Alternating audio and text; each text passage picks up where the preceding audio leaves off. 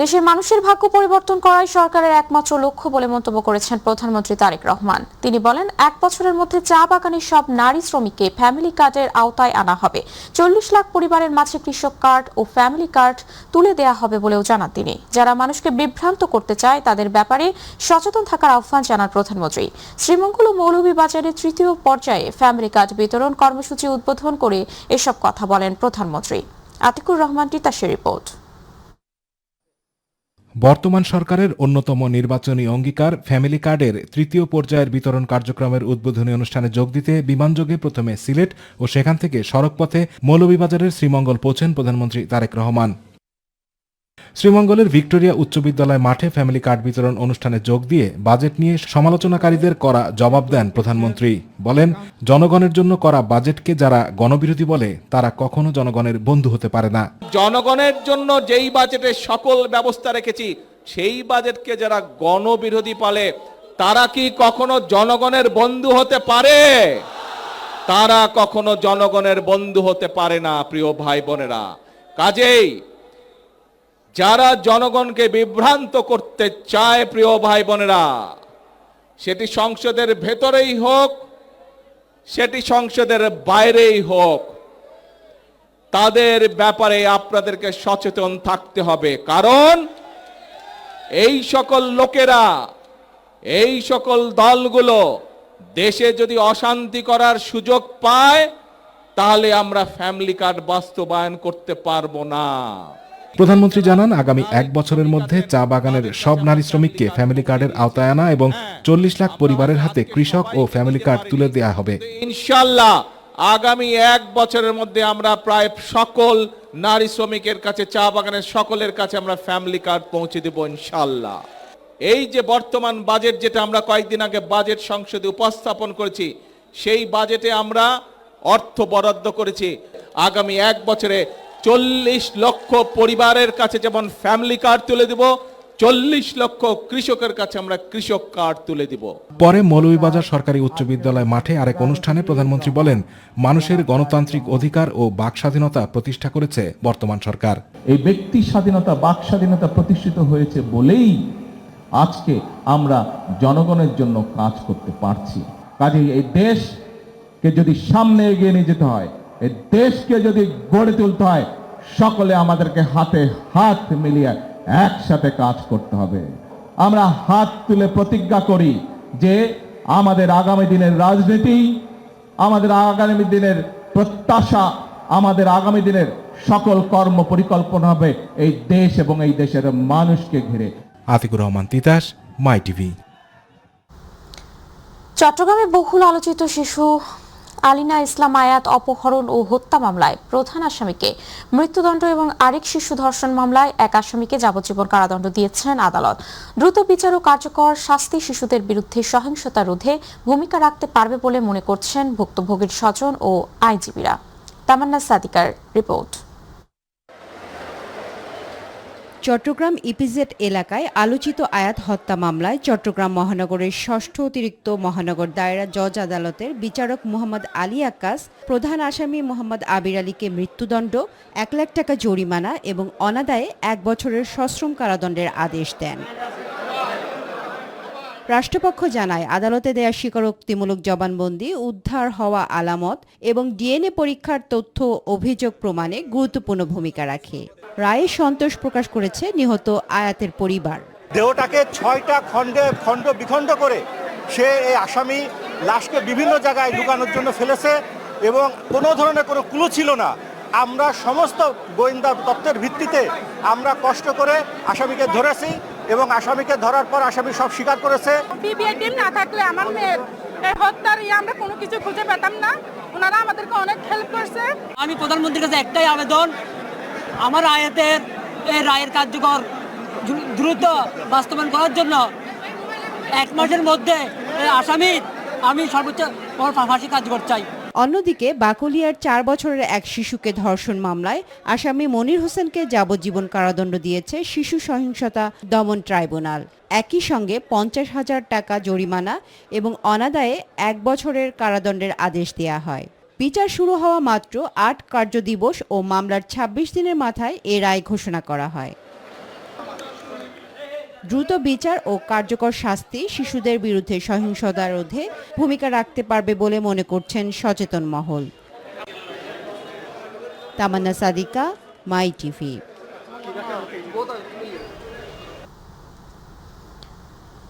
মাগুরার আছিয়া ধর্ষণ ও হত্যা মামলার শুনানি হাইকোর্ট বিভাগের বিশেষ বেঞ্চে রয়েছে। শুনানি যে কোনো দিন হবে বলে জানিয়েছেন আইন, বিচার ও সংসদ বিষয়ক মন্ত্রী অ্যাডভোকেট মোহাম্মদ আসাদুজ্জামান। বিকেলে ঝিনাইদহের শৈলকুপা উপজেলার বারুইপাড়া জিকে ক্যানেলে বৃক্ষরোপণ কর্মসূচি উদ্বোধন শেষে সাংবাদিকদের এক প্রশ্নের জবাবে তিনি এই কথা বলেন। সীমান্তে পুশিন নিয়ে মন্ত্রী বলেন, বিষয়টি আন্তর্জাতিক মানবাধিকার সংস্থাগুলো দেখভাল করছে।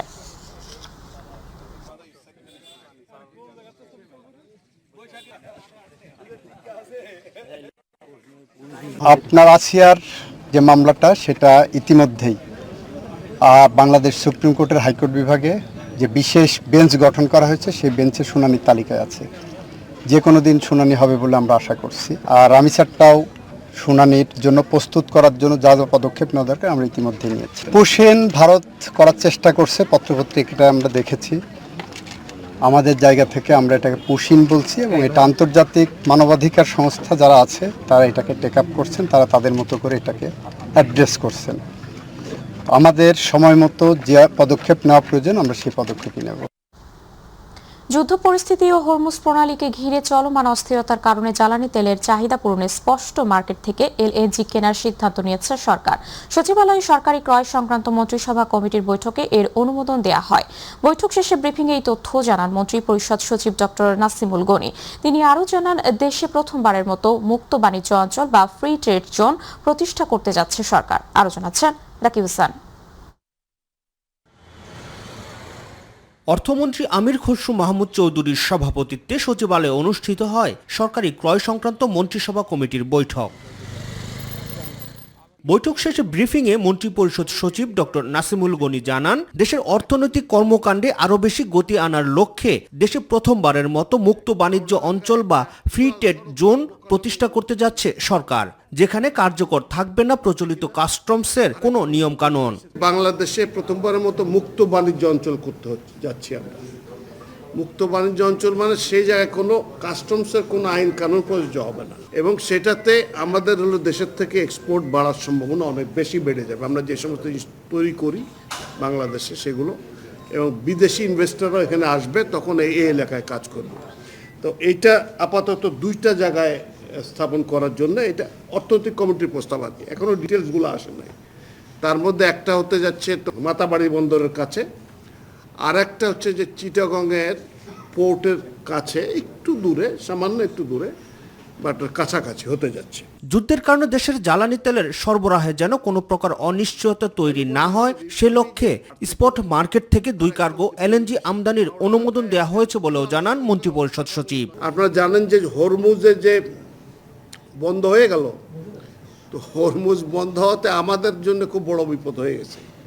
আমাদের যে রেগুলার যে চুক্তি আছে সেই অনুযায়ী আমরা এলএনজিগুলো নিয়ে আসতে পারছি না, তেল নিয়ে আসতে পারছি না। তো এইগুলোর জন্য আমাদেরকে স্পট কোটেশন মার্কেট থেকে কিনতে হয়। বৈঠকে রাশিয়া থেকে ইউরিয়া সার আমদানি এবং চট্টগ্রামের আনোয়ারায় চীনের জন্য আলাদা অর্থনৈতিক অঞ্চল করার সিদ্ধান্ত নেওয়া হয়েছে বলেও জানান ডক্টর নাসিমুল গনি। সরাসরি ক্রয় পদ্ধতি অনুসরণে রাশিয়া থেকে ইউরিয়া সার আমদানির নীতিগত অনুমোদনের প্রস্তাব। রাকিব হাসান, মাই টিভি, ঢাকা। বাজারে চাল ও নিত্যপণ্যের দাম স্থিতিশীল রয়েছে বলে জানিয়েছেন বাণিজ্যমন্ত্রী খন্দকার আব্দুল মুক্তাদির। তিনি জানান, চালের সরবরাহ পরিস্থিতিও স্বাভাবিক। আর খাদ্য প্রতিমন্ত্রী আব্দুল বারী জানান, সরকারের কাছে সন্তোষজনক চালের মজুত রয়েছে। বাজার পরিস্থিতি পরিদর্শন শেষে সচিবালয়ে আয়োজিত সংবাদ সম্মেলনে এইসব কথা বলেন তারা। আরও জানাচ্ছেন রাকিব হাসান। চালসহ নিত্যপণ্যের দাম এবং সরবরাহ যাচাই করতে খাদ্য প্রতিমন্ত্রীকে সঙ্গে নিয়ে দুপুরে রাজধানীর বাদামতলী পাইকারি চালের বাজার ও নয়া বাজারের খুচরা বাজার পরিদর্শন করেন বাণিজ্যমন্ত্রী খন্দকার আব্দুল মুক্তাদির। বাজার পরিদর্শন শেষে সচিবালয়ের বাণিজ্য মন্ত্রণালয়ের সম্মেলন কক্ষে আয়োজিত ব্রিফিংয়ে বাণিজ্যমন্ত্রী জানান, বাজারে চালের দাম ও সরবরাহ পরিস্থিতি বর্তমানে যথেষ্ট স্থিতিশীল। মানভেদে যে কোনো চালেরই মানভেদে একটা রেঞ্জ থাকে, সেই রেঞ্জের মধ্যে 2-3 টাকা 4 টাকা উঠানামা করে। তা আমরা যেটা পেয়েছি সেটা হলো মূল্য স্থিতিশীল আছে, সরবরাহ পরিস্থিতিও স্থিতিশীল আছে।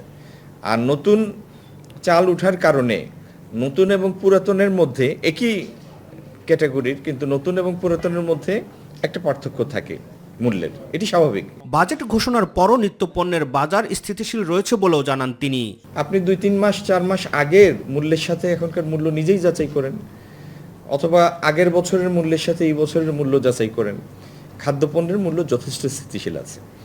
আর সয়াবিন তেলের মূল্য আমরা যতটুকু বাড়িয়েছিলাম লিটার প্রতি 4 টাকা, সেটা আপনাদের ডেকে কি কারণে মূল্য বেড়েছে সেটা আপনাদের শেয়ার করে যে ফর্মুলায় মূল্য স্থির হয় সেটা আপনাদের সাথে তৎক্ষণাৎ শেয়ার করা হয়েছে। এ সময় খাদ্য প্রতিমন্ত্রী আব্দুল বারী জানান, এই মুহূর্তে সরকারের কাছে যথেষ্ট পরিমাণ চাল ও গমের মজুত রয়েছে, যা প্রয়োজনের তুলনায় বেশি। আমাদের প্রায় 17 লাখ টনের মতো চাল আছে, আর 3 লাখের কিছু বেশি আমাদের গম মজুত আছে, এবং আমাদের দৈনন্দিন প্রতিদিনই আমাদের চালের মজুত বাড়তেছে। কারণ আমাদের এবছর যে টার্গেট আছে ধান এবং চালের আকারে প্রায় 16.5 লক্ষ টন সংগ্রহ করা, এবং সংগ্রহ যেটা আমাদের চলছে এটি খুবই সন্তোষজনক। রাকিব হাসান, মাই টিভি, ঢাকা। 2026-27 অর্থ বছরের প্রস্তাবিত জাতীয় বাজেটে নবায়নযোগ্য জ্বালানি খাতকে পর্যাপ্ত গুরুত্ব দেওয়া হয়নি বলে মন্তব্য করেছে গবেষণা সংস্থা সিপিডি।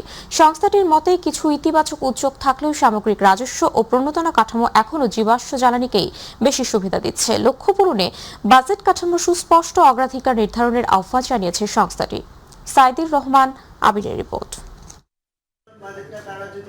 রাজধানীর ধানমন্ডিতে আয়োজিত 2026-27 অর্থবছরের প্রস্তাবিত জাতীয় বাজেটে বিদ্যুৎ ও জ্বালানি খাত শীর্ষক মিডিয়া ব্রিফিংয়ে মূল প্রবন্ধ উপস্থাপন করেন সিপিডির senior research associate Helen Masiat Priyoti. সংকটকালীন সময়ে একটা বাজেট দিয়েছে, সংকটটা মূলত হয়েছে বিদ্যুৎ ও জ্বালানি খাতের সংকট। সিপিডি বলছে পরিবেশ বান্ধব বিদ্যুৎ উৎপাদন বাড়ানোর লক্ষ্য থাকলেও কর সুবিধা প্রণোদনার ক্ষেত্রে এখনো প্রচলিত জ্বালানি খাত তুলনামূলক এগিয়ে রয়েছে। সরকারের রাজস্ব কাঠামো এখনো বৈষম্যমূলক, যেটা অনেকভাবেই জীবাশ্ম জ্বালানিকে সহযোগিতা করছে, এবং এ কারণে ভোক্তা থেকে শুরু করে বিনিয়োগকারী এবং কি শিল্প কারখানার মালিক সকলে এখনো কৃত্রিমভাবে জীবাশ্ম জ্বালানিকে গুরুত্ব দিচ্ছেন।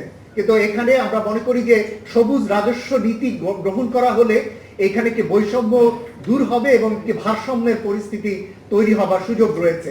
ব্রিফিংয়ে জ্বালানি নিরাপত্তা ও জলবায়ু লক্ষ্য পূরণে বাজেট কাঠামোয় আরও সুস্পষ্ট অগ্রাধিকার নির্ধারণের আহ্বান জানায় সিপিডি। আমরা দেখতে পাচ্ছি যে সংসদে একটি বিশেষ কমিটি করা হয়েছে এবং জ্বালানি এবং বিদ্যুৎ খাতের সংকট নিয়ে, তবে তাদের যে সমস্ত সমাধান সেগুলোতে নবায়নযোগ্য জ্বালানির কথা যেমন আছে, আবার জীবাশ্ম জ্বালানিকেও কোনো কোনো ক্ষেত্রে প্রাধিকার দেবার ইঙ্গিত রয়েছে। এই সব কিছু মিলেই যখন আমরা সকলে উন্মুখ ছিলাম যে এই নতুন বাজেটে জ্বালানি রূপান্তরকে কিভাবে সরকার গুরুত্ব দেয়, আসার কথা আমরা দেখেছি যে সরকার বেশ কিছু জায়গায় নবায়নযোগ্য জ্বালানি বা জ্বালানি রূপান্তরকে গুরুত্ব দিতে চেয়েছেন। বর্তমান বাজেট কাঠামোয় নবায়নযোগ্য জ্বালানির প্রসারে কিছু সহায়ক পদক্ষেপ থাকলেও দেশের জ্বালানি রূপান্তরের লক্ষ্য অর্জন এবং পরিবেশ বান্ধব বিদ্যুৎ উৎপাদন সম্প্রসারণের ক্ষেত্রে উল্লেখযোগ্য চ্যালেঞ্জ রয়ে গেছে বলেও জানায় সংস্থাটি। সাইদুর রহমান আবির, মাই টিভি, ঢাকা। বিরোধী দলীয় নেতা ও জামাতে ইসলামীর আমির ডক্টর শফিকুর রহমানের সঙ্গে সৌজন্য সাক্ষাৎ করেছেন ইরানের রাষ্ট্রদূত ডক্টর জলিল রাহিমি জাহানাবাদী। সকাল 11:30টায় জাতীয় সংসদ ভবনের বিরোধী দলীয় নেতার কার্যালয়ে এই সাক্ষাৎ অনুষ্ঠিত হয়। বৈঠকে বাংলাদেশ ও ইরানের মধ্যকার ঐতিহাসিক বন্ধুত্বপূর্ণ ও ভ্রাতৃপ্রতিম সম্পর্ক, দ্বিপাক্ষিক সহযোগিতা, বাণিজ্য ও বিনিয়োগ সম্প্রসারণ, শিক্ষা ও সংস্কৃতি বিনিময়, স্বাস্থ্যসেবা এবং মুসলিম বিশ্বের সমসাময়িক বিভিন্ন গুরুত্বপূর্ণ বিষয় নিয়ে বিস্তারিত আলোচনা হয়। দুপক্ষ এ সময় পার্লামেন্টারি ফ্রেন্ডশিপ গ্রুপ গঠন, তেহরান ঢাকা সরাসরি ফ্লাইট, মেডিকেল ট্যুরিজম নিয়ে আলোচনা করেন। আলোচনার এক পর্যায়ে বিরোধী দলীয় নেতা ইরান সরকারের পক্ষ থেকে বাংলাদেশে বিশ্বমানের একটি হাসপাতাল চালু করার প্রস্তাব দেন। ইরানের রাষ্ট্রদূত বাংলাদেশ ও ইরানের বিদ্যমান সুসম্পর্কের প্রশংসা করেন। তিনি বাংলাদেশের উন্নয়ন সহ বিভিন্ন ক্ষেত্রে পারস্পরিক সহযোগিতা সম্প্রসারণে ইরান সরকারের সদিচ্ছা পুনর্ব্যক্ত করেন।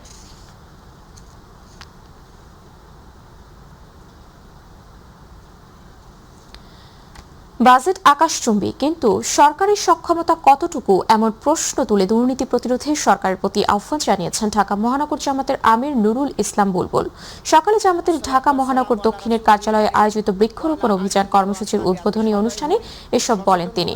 বন পরিবেশ মন্ত্রণালয়ের অধীনে বাজেটের অনুমোদিত অর্থ সঠিকভাবে কাজে লাগাতে সরকারের প্রতি আহ্বান জানান তিনি।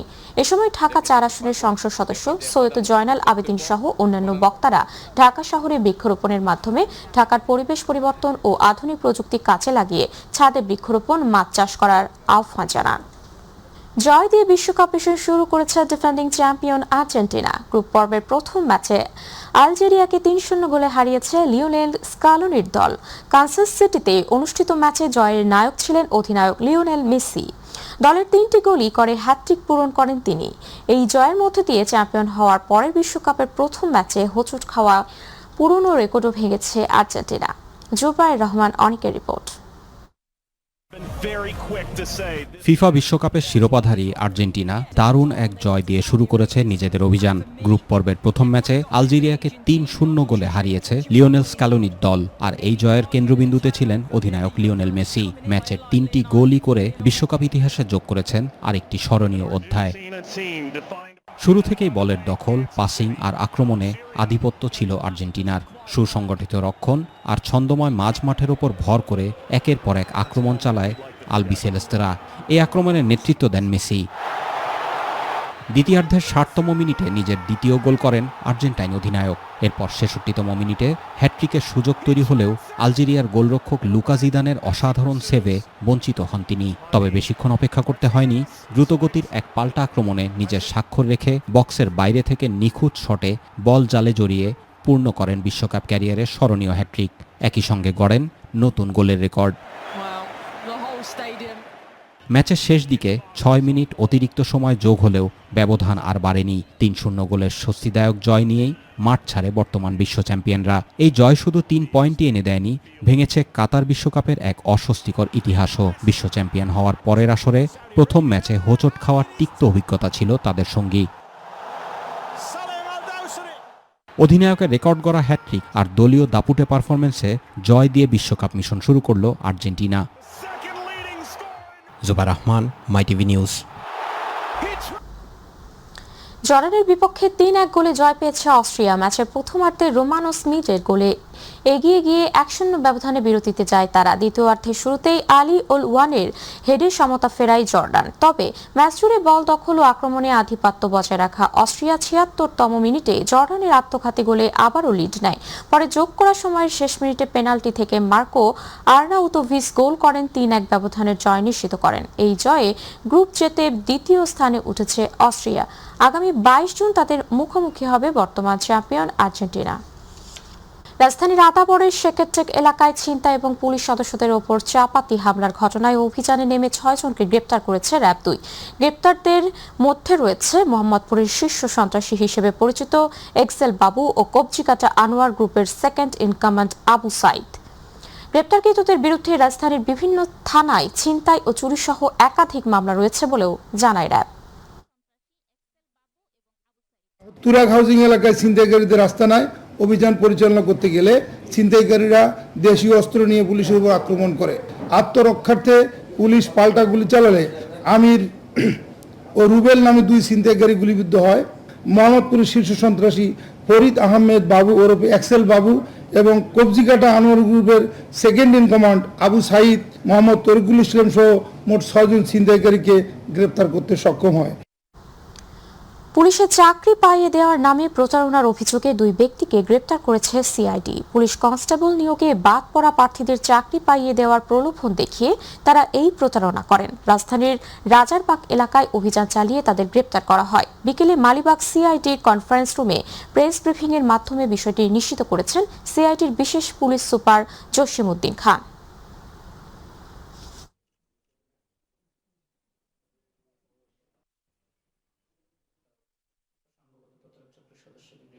পুলিশ বাহিনীতে কনস্টেবল পদে চাকরি পাইয়ে দেবে এই কথা বলে চাকরিতে আবেদন করেছে এবং বিভিন্ন পর্যায়ে তার ড্রপ আউট হয়েছে। এই শ্রেণীকে টার্গেট করে তাদের কাছ থেকে মোটামুটি টাকা হাতিয়ে নেওয়ার চেষ্টা করে।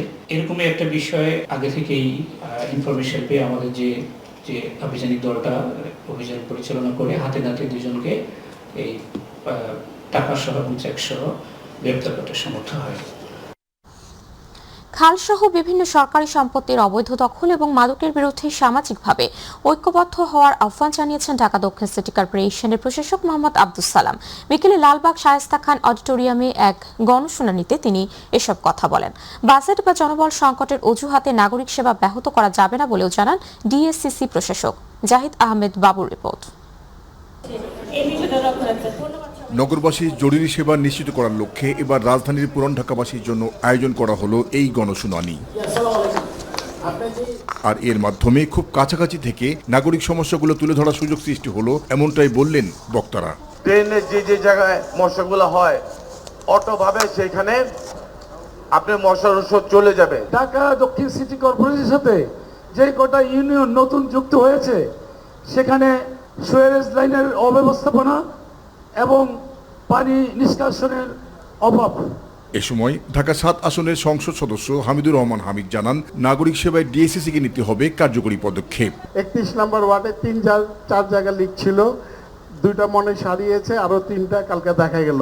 এগুলো অনেক সময় বিস্ফোরণ হতে পারে। বড় পরিকল্পনা না নিলে এই পানি পুরান ঢাকা থেকে সরবে না, কোনোভাবেই না। আর জনবল সংকটের অজুহাতে নাগরিক সেবা ব্যাহত করা যাবে না বলে জানান ঢাকা দক্ষিণের প্রশাসক। হকার, অবৈধ দোকান, মার্কেট, এগুলোকে আপনারা, আমি যে কারণে বলি, এলাকায় আপনাদেরকে পঞ্চায়েত গড়ে তুলতে হবে। যেহেতু নির্বাচন হয়নি, কমিশনার নাই, যার যার এলাকায় এগুলো চেষ্টা করেন যে অবৈধ কেউ বসতে পারবে না। পঞ্চায়েত ব্যবস্থা আবার যাইতে হবে, মুরব্বীদেরকে টাইনে আনতে হবে। ওই পঞ্চায়েত আবার গইরা টুনা পঞ্চায়েত শক্তিশালী করতে হবে, যে পুলিশের বিচার দরকার নাই, আমরা নিজেরা বিচার করব। তখন দেখবে যে এই সমস্ত মাদক ফাদক সব চলে যাবে। নাগরিক সমস্যার টেকসই সমাধানে দীর্ঘমেয়াদী মহাপরিকল্পনা গ্রহণ করা হচ্ছে বলেও জানান মোহাম্মদ আব্দুস সালাম। জাহিদ আহমেদ বাবু, মাই টিভি, ঢাকা। আমি সালাম ভাইকে অনুরোধ। কল্যাণমন্ত্রী সরদার মোহাম্মদ শাকওয়াত হোসেন বলেছেন, ফ্যাসিস্ট সরকারের সময় স্বাস্থ্য খাতে সীমাহীন অনিয়ম, দুর্নীতি আর অর্থ লুটপাটে ভেঙে পড়েছিল স্বাস্থ্যসেবা। সেই অবস্থা থেকে বর্তমান সরকার স্বাস্থ্যসেবার মান বাড়ানোর পাশাপাশি জবাবদিহিতা নিশ্চিত করতে কাজ করে যাচ্ছে। জনগণের কল্যাণের কথা চিন্তা করে নতুন হাসপাতাল স্থাপন, যন্ত্রপাতি ক্রয় ও লোকবল নিয়োগ করে স্বাস্থ্য খাতে গতি আনা হবে।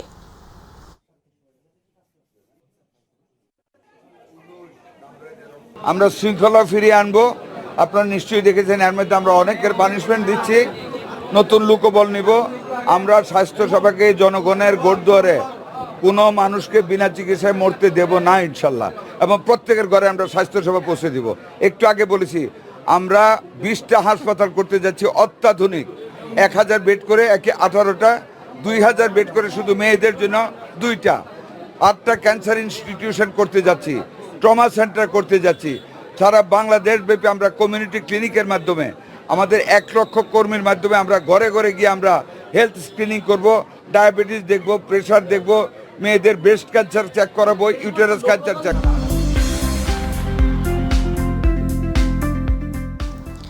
মালয়েশিয়ার কুলাই এলাকার উত্তর দক্ষিণ মহাসড়কে 3 লরির ত্রিমুখী সংঘর্ষে এক মালয়েশিয়ান চালক এবং একজন বাংলাদেশি হেলপার নিহত হয়েছেন। প্রতিনিধি আশরাফুল মাহমুদ জানান, ভোরে মহাসড়কের দক্ষিণমুখী পয়েন্টে এই মর্মান্তিক দুর্ঘটনা ঘটে। কুলাই জেলা পুলিশ প্রধান অ্যাসিস্ট্যান্ট কমিশনার তান সেং লি জানান, ঘটনার সময় নিহত 2 ব্যক্তি রাস্তার বাম পাশের লেনে লরি থামিয়ে রক্ষণাবেক্ষণের কাজ করছিলেন। এমন সময় একই দিক থেকে আসা অন্য একটি লরি নিয়ন্ত্রণ হারিয়ে পেছন থেকে তাদের সজোরে ধাক্কা দেয়।